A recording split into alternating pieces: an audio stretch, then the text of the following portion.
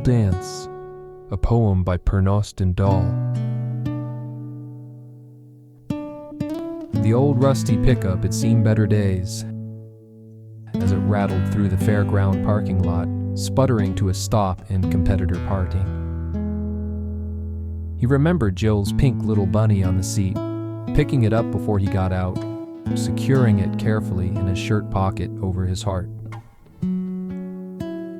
The sun was already hot, in time for the last round, and he limped past the cowboy campground and back into the livestock pavilion by the arena.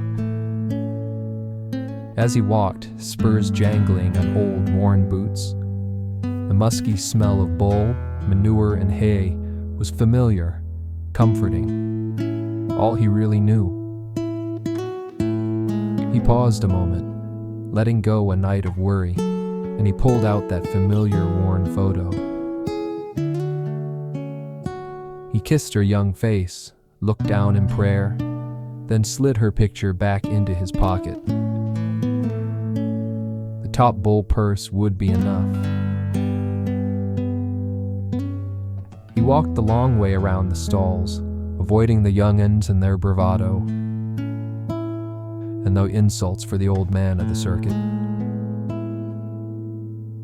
His head pounded painfully with each step, as though trying to move blood in a tired body, brain taking over the job of his tired heart.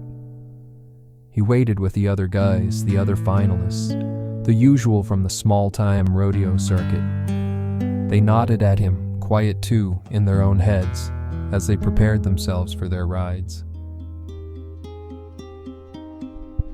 He squatted down, stretching next to the railing, working out the kinks in his arms and legs. His nose was broken from kissing the bull, that terrible arm jerker he rode yesterday. So today it was the bull or him, he thought.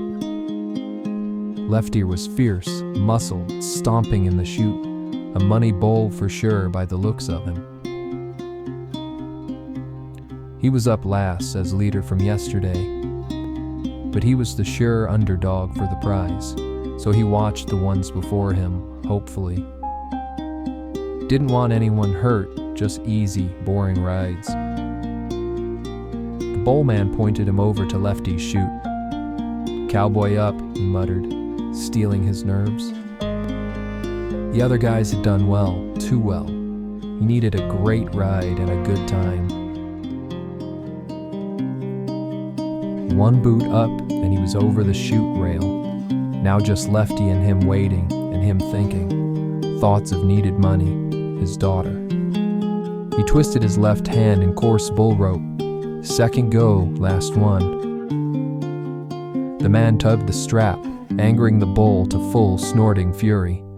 The cowboy's legs gripped as the buzzer sounded. The gate was pulled and flew wide open. The beast launched, shooting the chute, then furiously chasing down the barrelman. The fierce dance of pounding hooves matched red thunder in the cowboy's neighings and the muffled screams from the crowd. Right arm whipping, bull bucking, spinning, left, away, the beastly muscles bunched, then a deadly fade that forced the cowboy's hard twist, right arm pumping, muscles screaming. The bull was tireless, spinning, bucking, fading, hooves hammering the dust from the ground. It seemed so fast, yet for the battered cowboy, it was a moment that lasted forever. Was it enough? The cowboy was slipping as he readied to dismount from the deadly ride, releasing the rope to launch, timed at the fall of a fearsome high buck. He hit the ground hard, and rough hands pulled him away from the slashing horns and merciless hooves, and over to the safety of the rider's gate. He looked at the bull gratefully for the wild ride, as it settled down, still snorting and huffing, but relieved to be free of its tenacious rider. Tearful, he took the photo in his bloodied hand, and he looked at the board, looked at the clock, then fell to his knees. Thanks be to God.